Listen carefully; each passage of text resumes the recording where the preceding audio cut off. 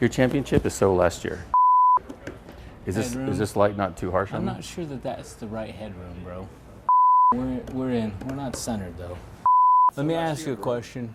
Does this skinny tie make my head look fat? See, you just talked too long. Killed my battery. Welcome to the KTNV Fantasy Football Show with Super Duper Awesome Commissioner Ozkar and some other guy. 3, 2, 1. Good evening, everyone, and welcome in to the KTNV Fantasy Football League Season 2 of the show. I'm your host, Travis Jensen, alongside our commissioner, Ozkar Palomo. Super duper awesome Commissioner Ozkar Palomo with my show sidekick, Travis Jensen. We'll work on the names a little bit later. Look, we got to jump right into the action. Post-draft, preseason, there's only 4 games between the draft. Post-draft? Four No. days. Post-draft, no. We're not We did post-draft? No. First round of division games. This is the show to know about all those matchups. Dude. No. No? No. First round division games are clearly over. Is this halfway through this season? No. Second round of division games. No. Yeah, throw your notes away. Because guess what? It's the playoffs. It's playoffs. Playoffs are starting this week. We are now in the real deal part of the season. The real deal. Week 13 saw a shakeup, a little shakeup. The fifth-seeded team swapped places with the third-seeded team. But other than that, the playoffs have remained the same. 8 teams are in it for the last 2 weeks.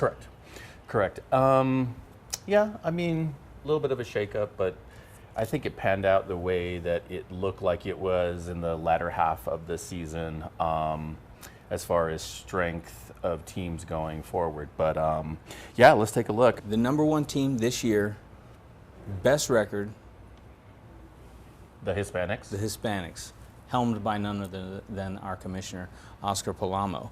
Now, he is going against drunken monks, Manchester's drunkest monks. Yeah. This matchup is the biggest lopsided matchup as far as the line is concerned. It's 28 points. Yeah. You're predicted to win this game by.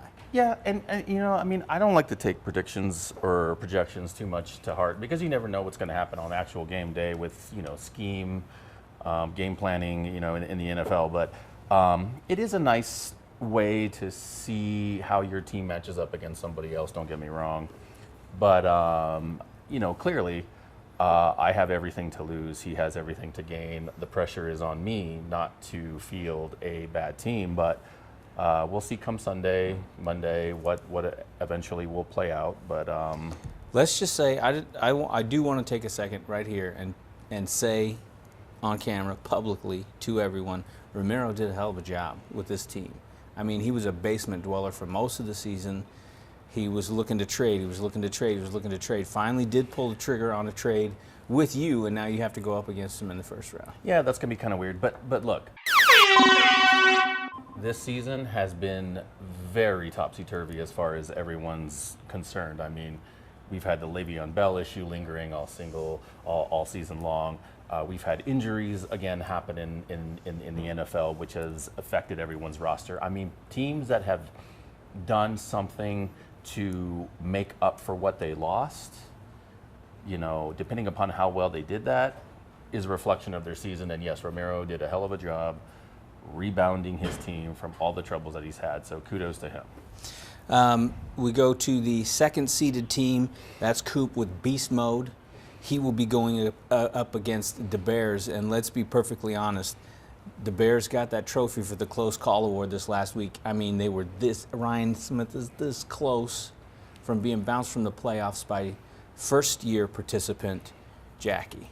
Yeah, and Ryan has an interesting team because I've noticed all season long that he'll have 1 or 2 players that completely go off, which saves him, or he has lack of production throughout his lineup and he loses. So we'll see which team shows up in the playoffs. But yeah, he needs, you know, a clear-cut win.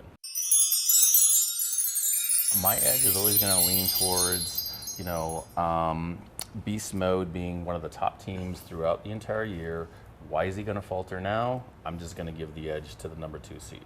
The third seed, that's me. paid a cost to be the boss. Going up against Stoney Maroney, this will be the third time that I've gone against Alex so far this season. Just to recap it for you, the first time I played him in week 4, I believe it was, 219 points to 144 points. The second time I beat him was 2 weeks ago.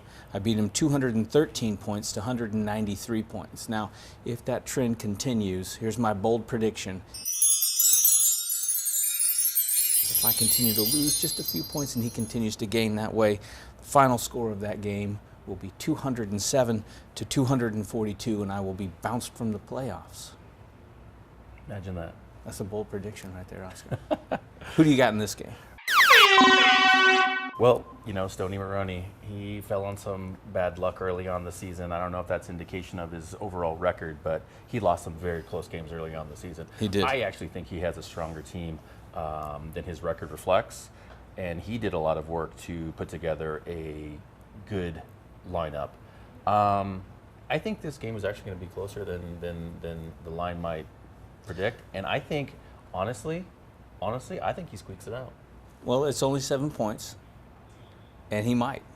On to the fourth matchup in the playoffs, in the winners bracket of the playoffs. San Diego 49ers, Alex Blowers, another first-time participant in the Big Boy League here for us, Right. Versus Howling Winds, Brian Castaldo, who burst onto the scene last season with us, taking over Evo's team, blew up that team, rebuilt a team, and went a long, long way. He made it to the second round of the playoffs last year. He's back again. Look, this guy does his homework, and even still, he's only got a 5-point, the line is only 5 points in his favor. Yeah, this is probably going to be the closest matchup in my eyes, looking at prediction-wise for this weekend. Castaldo is a hell of an owner, true competitor. Blowers has proven himself to be, a competitor himself. So it's two very active, very knowledgeable owners going head-to-head. And, with this seeding being 4 and 5, that means their teams were very evenly, matched throughout the season. So this is the game that I hate if I were an owner, 4 and 5. Yeah. Because it's just too evenly matched. It's a coin flip at this point. Now it's time to talk about the best of the rest, the consolation bracket. There were a couple of really strong teams that almost made it in. Among those, Brian Callahan, he was right there at the end with a chance. Brady, who has Drew Brees and Michael Thomas. So it's the professionalism of our show, right there at its finest. As the Saints go, so goes Brady's team. And even though they've won a lot, he kind of hadn't been able to put it together. And Eric Youngblood with the Riders of Roquan, he caught a wave of bad luck like you can't believe.